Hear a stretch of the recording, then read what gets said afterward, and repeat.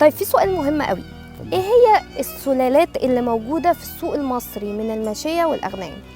السلالات اللي موجودة من الأغنام في السوق المصري تعتبر سلالات كتيرة.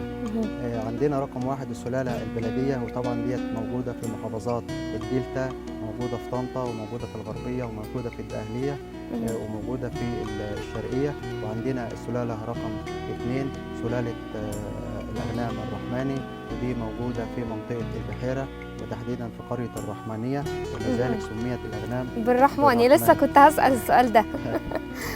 وعندنا السلالة رقم 3 في سلالة الأغنام البرجيسي، وعندنا سلالة الأغنام الصعيدي، طبعا ديت موجودة في منطقة أسيوط في الصعيد. وفي أغنام برضو اسمها العبيدي موجودة في منطقة المنيا في قبيلة بني عبيد. بس العبيدي دي قبيلة ليبية تقريبا؟ لا، في المنيا. في المنيا. في العبيدي هنا في المنيا كمان. أيوة طبعا. ما شاء الله، أول مرة أعرف المعلومة دي.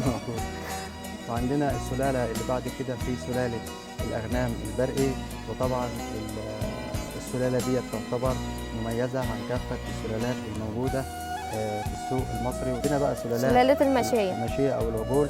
عندنا في عجول بلدي اللي هي المحلية المصرية، وفي عجول خليط دي بتبقى هجين ما بين العجول الأوروبية أو المستوردة وما بين العجول البلدية.